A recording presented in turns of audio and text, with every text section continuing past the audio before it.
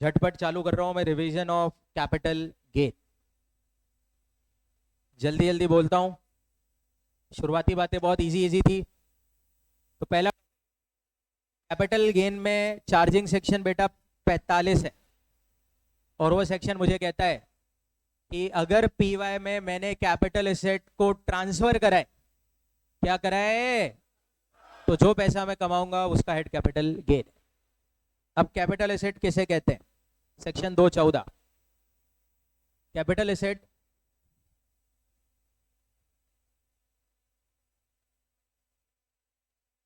Capital asset किसे कहते हैं भाई? मेरी हर प्रॉपर्टी कैपिटल एसेट है, चाहे बिजनेस में रखी हो चाहे पर्सनली यूज आती हो। ये पहली लाइन थी, पर फिर मेन लाइन आती थी कुछ प्रॉपर्टी कैपिटल एसेट के एक्सेप्शन में आती। तो फर्स्ट प्रॉपर्टी एक्सेप्शन वाली, मेरे बिजनेस का स्टॉक इन ट्रेड मेरी कैपिटल एसेट नहीं है, बाकी सब चीजें हैं। अच्छी तरह से अपन ने बात करा हुआ है, उसको रहने दे। अगला चीज, पर्सनल इफेक्ट भी कैपिटल एसेट बेटा नहीं होती है। क्या होती है पर्सनल इफेक्ट? ऐसी प्रॉपर्टी जो मूवेबल है और मेरे पर्सनल यूज में काम आती है, वो पर्सनल इफेक्ट है, और उससे कैपिटल एसेट मुझे नहीं कहना है। पर इसमें भी 6 एक्सेप्शंस है। 6 प्रॉपर्टी को कैपिटल एसेट कहना है। वो 6 के नाम थे: jewellery, drawing, painting, sculpture, archaeological collection और एनी वर्क ऑफ आर्ट। अगली चीज, रूरल एग्रीकल्चर लैंड भी कैपिटल एसेट नहीं है। नहीं है। कौन सी जमीन रूरल है? जो अर्बन नहीं है। अर्बन कौन सी है? डेफिनेशन आपके सामने है। ऐसी जमीन जो कि ऐसे म्युनिसिपल एरिया में है जिसकी पॉपुलेशन 10K और मोर है। 10K और मोर है ना, बोलो तो सही। और इस म्युनिसिपैलिटी के कुछ किलोमीटर के दूर की जमीनें भी अर्बन है। कितना किलोमीटर है भाई? तो जवाब था, अगर पॉपुलेशन ऑफ द सिटी 10,000 से ज्यादा 1 लाख तक है तो 2 किलोमीटर, 1 लाख से ज्यादा है 10 लाख तक है 6 किलोमीटर, 10 लाख से ज्यादा है 8 किलोमीटर। इसी तरह से कुछ टाइप के गोल्ड बॉन्ड मैंने लिखवाए थे, ये सभी गोल्ड बॉन्ड भी कैपिटल एसेट नहीं है। और लास्ट और फाइनल, स्पेशल बियरर बॉन्ड भी कैपिटल एसेट नहीं। 5 हो गए थे, फिर 2-3 पॉइंट आए थे अगले। अगर मैं FII हूं, क्या है FII भाई? Foreign institutional investor. तो एज एन FII मेरे पास जितनी भी सिक्योरिटीज है, हर सिक्योरिटीज को कैपिटल एसेट ही मानना है। क्या मानना है बताओ? कैपिटल एसेट ही मानना है, सोचना ही नहीं कुछ। अगली चीज, अगर मेरे पास कोई यूलिप पड़ा है, व्हाट इज यूलिप?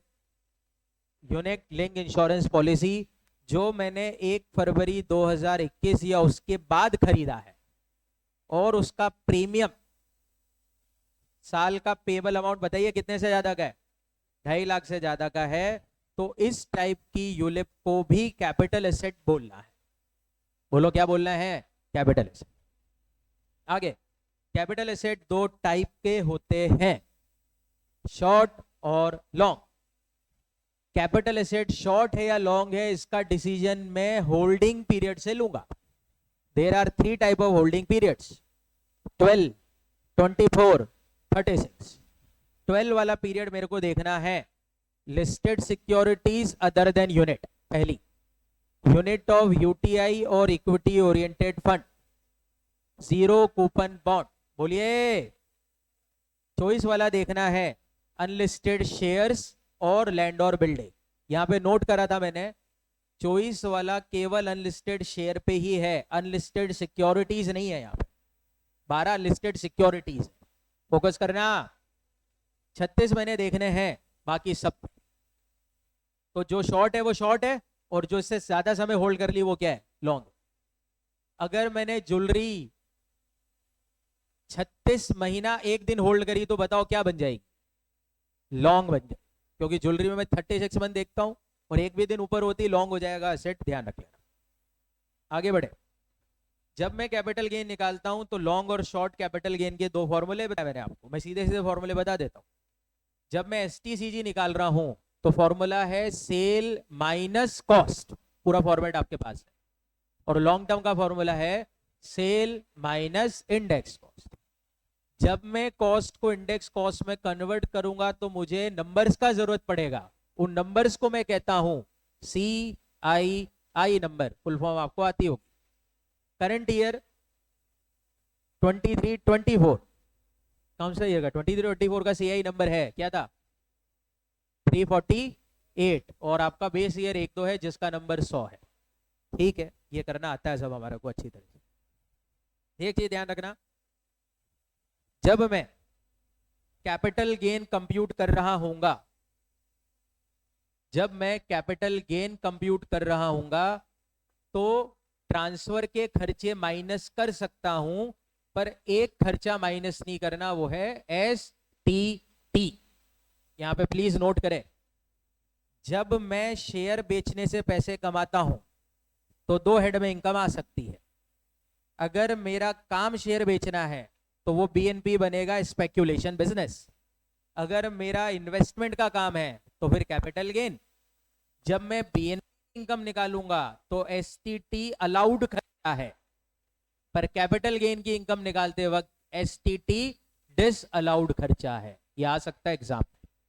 ठीक है, आगे नॉर्मली होल्डिंग पीरियड कैसे निकालता हूं, जिस दिन मैंने एसेट खरीदी उससे लेकर जब मैंने बेची उसका टाइम पीरियड देख लेता हूं। पर कुछ केसेस में होल्डिंग पीरियड ऐसे नहीं निकालना, नियमानुसार निकालना। केस नंबर 1, अगर मेरे पास ऐसे शेयर हैं जो उस कंपनी के हैं जो लिक्विडेशन पे चली गई, तो उसके शेयर का होल्डिंग पीरियड उस दिन एंड करना है जिस दिन कंपनी लिक्विडेशन में एंटर होती है। बोनस शेयर का होल्डिंग पीरियड अलॉटमेंट के दिन से करना है। राइट शेयर का होल्डिंग पीरियड अलॉटमेंट के दिन से स्टार्ट करना है। राइट ऑफर का holding period declaration of right से स्टार्ट करना है। अमालगमेटेड कंपनी के शेयर जो मुझे मिलते हैं अमालगमेशन के बाद, उसके होल्डिंग पीरियड में अमालगमेटिंग का होल्डिंग पीरियड भी ऐड करना है। बोलिए ना, रिजल्टिंग कंपनी के शेयर के होल्डिंग पीरियड में डीमर्ज्ड कंपनी भी ऐड करना है। ईसॉप में अगर मुझे शेयर मिलते हैं, बोलो किसके,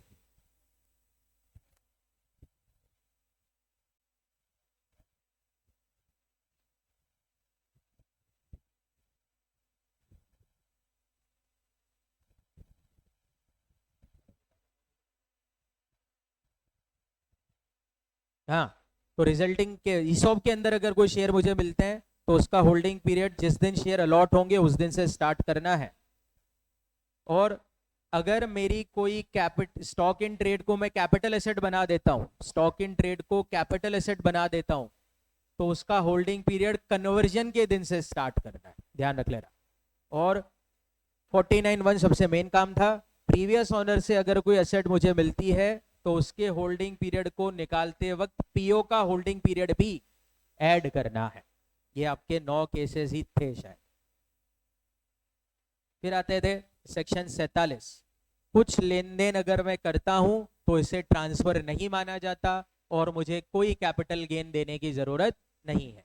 सबसे पहले, अगर कोई कैपिटल एसेट मैंने किसी को गिफ्ट विल इनहेरिटेंस में दे दी तो इस पे टैक्स नहीं लगता, ये ट्रांसफर नहीं है। अगर HUF का पार्टीशन हो जाता है और वो अपनी एसेट अपने मेंबर्स को बांटता है तो ये भी ट्रांसफर नहीं माना जाता। होल्डिंग कंपनी अगर अपनी एसेट अपनी 100% सब्सिडरी को दे या वाइस वर्सा करे तो इसे भी ट्रांसफर नहीं माना जाता। अगला, अमालगमेटिंग कंपनी अगर अपनी कैपिटल एसेट अमालगमेटेड कंपनी को ट्रांसफर करे अमालगमेशन के बाद तो इसे भी ट्रांसफर नहीं माना जाता। डीमर्जर में बोल दो क्या होता है, डीमर्ज अपनी एसेट रिजल्टिंग को ट्रांसफर करे तो भी ट्रांसफर नहीं माना जाता। फिर आता था 7वां, ये शेयर होल्डर का था, अगर अमालगमेशन के बाद अमालगमेटिंग के शेयर होल्डर को अमालगमेटेड से शेयर मिलते हैं तो इसे भी ट्रांसफर नहीं माना जाता शेयर होल्डर के लिए। सिमिलरली डीमर्जर के बाद डीमर्ज के शेयर होल्डर को रिजल्टिंग के जो शेयर मिलते हैं इसे भी ट्रांसफर नहीं माना जाता। सोवेनियर गोल्ड बॉन्ड 2015 वाले अगर मेरे पास हैं और उसका रिडम्पशन हो जाता है तो इसे भी ट्रांसफर नहीं माना जाता। यहाँ पे नोट करने वाली बात थी, कि ये गोल्ड बॉन्ड कैपिटल एसेट तो होते हैं, अरे सुनना, पर इसके रिडम्पशन पे कोई टैक्स देने की जरूरत नहीं है क्योंकि 47 में ये लेन देन कवर कर दिया है। फाइनली अगर मैं गोल्ड को इलेक्ट्रॉनिक गोल्ड रिसीट में कन्वर्ट करा देता हूं या वाइस वर्सा करता हूं तो उस पर भी कोई टैक्स नहीं लगता। कोई भी आर्ट वर्क आर्कियोलॉजिकल कलेक्शन में national art gallery, national museum, university वगैरह को ट्रांसफर करता हूं तो भी कोई टैक्स नहीं लगेगा। बॉन्ड और डिबेंचर को कन्वर्ट कर देता हूं नए शेयर या डिबेंचर पे, कोई टैक्स नहीं लगेगा। प्रेफरेंस शेयर को कन्वर्ट कर देता हूं इक्विटी शेयर होल्ड में तो भी कोई टैक्स नहीं लगेगा। ये सारे वो लेन देन है जैसे लॉ ट्रांसफर नहीं मानता। ठीक है, अगला आता था कॉस्ट कैसे निकाली जाती है। जनरली दो कॉस्ट में कैपिटल गेन से माइनस करता हूं, एक का नाम है COA और एक का नाम है COI। COA मतलब होता है मैंने कैपिटल एसेट कितने रुपए में अक्वायर करी, और COI का मतलब होता है एक्विजिशन के बाद मैंने जो और रुपए खर्च करे इंप्रूवमेंट के। जनरली नॉर्मल सीन में तो ये रहता है, पर कुछ केसेस में COA और COI निकालनी पड़ती है और उसके लिए दो सेक्शन की जरूरत है, एक का नाम है 49, एक का नाम है 55। सबसे पहले केस 1 सबसे इंपॉर्टेंट, अगर कोई कैपिटल एसेट मैंने 1401 के पहले खरीद ली है तो उसकी कॉस्ट होगी, अब तो बोल दो, ये तो याद ही होगा सबको, एक्चुअल कॉस्ट और 1401 की FMV whichever is higher. यहां पे एक ध्यान रखने वाली बात है, अगर उस कैपिटल एसेट का नाम लैंड और बिल्डिंग है तो 1401 की FMV किसी भी हालत में 1401 की स्टाम्प वैल्यू से ज्यादा नहीं हो सकती। और एक और कॉन्सेप्ट था, 1401 से पहले करवाया गया सारा इंप्रूवमेंट इग्नोर करना है। क्या करना है बोलो? इग्नोर करना है। ये सब बातें अपन ने कर ली। अगर कोई 49(1) की एसेट मुझे मिली है तो उसकी कॉस्ट होगी जो PO के लिए कॉस्ट थी, प्रीवियस ओनर के लिए जो कॉस्ट था वही मेरे लिए उसका कॉस्ट है। यहां पे गड़बड़ मत करना, इंडेक्सेशन जब मैं करूंगा कॉस्ट का तो किस समय से इंडेक्सेशन करना है, जब एसेट मुझे मिली तब से करना है कि प्रीवियस ओनर के टाइम से करना है।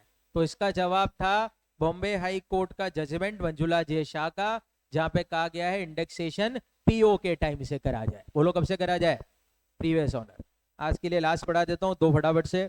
अगर डिबेंचर को कन्वर्ट करा के मैंने शेयर ले लिया या नए डिबेंचर ले लिए तो नए शेयर का कॉस्ट वही होगा जो पुराने डिबेंचर का कॉस्ट था।